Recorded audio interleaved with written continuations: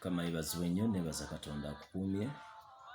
Pastor Kuteesa okuva ku Redeemed Church Kirombe-Luzira, Kampala, Uganda.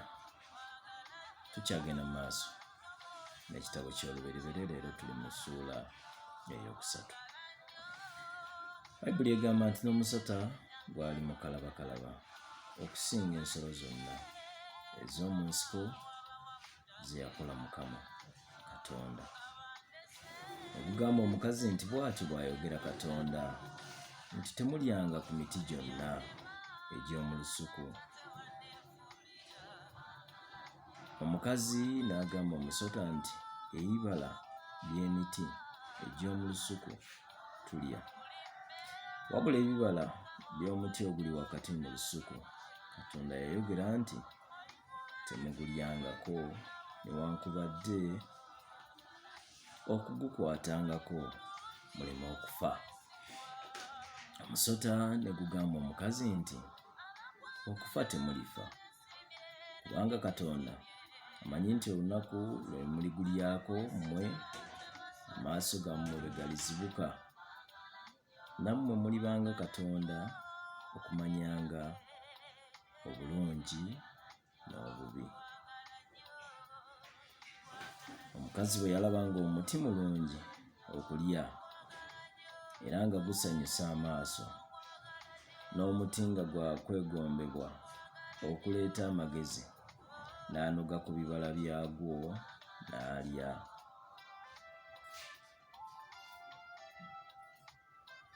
N'aweera ne ku musajja we naye n'alya. Olunyiriri olw'omusanvu. Amaaso gaabwe bombi ne gazibuka, ne bategeera nga bali bwereere, ne batunga amalagala g'emiti ne beekolera ebyokwambala. Ne bawulira eddoboozi lya Mukama Katonda ng'atambula mu lusuku mu kiseera eky'empewo. Musajja ne mukazi we ne beekweka mu maaso ga Mukama Katonda wakati mu miti egy'omu lusuku. Olunyiriri olw'omwenda. Mukama Katonda n'ayita omusajja n'amugamba nti, oli luuyi wa? N'ayogera nti, mpulidde eddoboozi lyo mu lusuku ne ntya, kubanga mbadde bwereere ne neekweka. Olunyiriri olw'11 n'ayogera nti, ani yakubuulira nti obadde bwereere? Olidde ku muti gwe nakulagira obutalyangako? Omusajja n'ayogera nti, omukazi gwe wampa okubeeranga nange ye ampadde ku muti n'endya. Mukama Katonda n'agamba omukazi nti, kiki kino ky'okoze? Omukazi n'ayogera nti, omusota gunsenzesenze n'endya. Mukama Katonda n'agamba omusota nti, kubanga okoze kino, okolimiddwa ggwe okusinga ensolo ez'omu nnyumba zonna, n'okusinga buli nsolo ey'omu nsiko. Onootambuzanga olubuto, onoolyanga enfuufu ennaku zonna ez'obulamu bwo. Nange obulabe naabuteekanga wakati wo n'omukazi, era ne wakati w'ezzadde lyo n'ezzadde ly'omukazi. Ezzadde ly'omukazi lirikubetenta omutwe, naawe olibetenta ekisinziiro. N'agamba omukazi nti, okwongera naakwongerangako obulumi bwo n'okubeerangako olubuto. Mu bulumi onoozaaliranga abaana, n'okwegomba kwo kunaabanga eri musajja wo, naye anaakufuganga. N'agamba Adamu nti, kubanga owulidde eddoboozi lya mukazi wo n'olya ku muti gwe nakulagiranga njogera nti togulyangako, ensi ekolimiddwa. Ku lulwo mu kutegana mw'onojjanga ebyokulya ennaku zonna ez'obulamu bwo.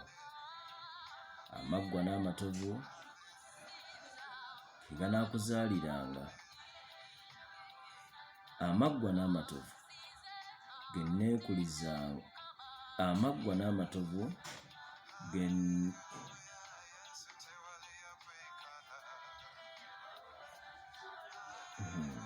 olunyiriri lwa 18 luga nti amaggwa n'amatovu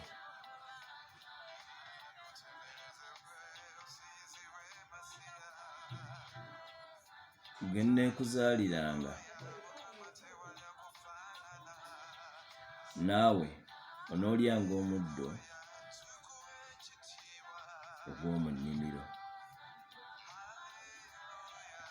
Mu ntuuyo ez'omu maaso go onooliranga emmere kutuusa lw'olidda mu ttaka, kubanga omwo owaggyibwa, kubanga oli nfuufu ggwe ne mu nfuufu mw'olidda. Sajja n'atuma omukazi we erinnya ly'Ekaawa, kubanga ono ye nnyina wa bonna abalamu. Mukama Katonda n'akolera Adamu ne mukazi we ebyambalo by'amaliba n'abambaza. Mukama Katonda n'ayogera nti, laba, omuntu afuuse ng'omu ku ffe, okumanyanga obulungi n'obubi.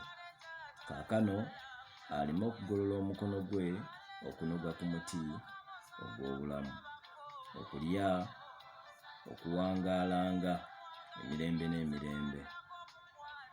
Mukama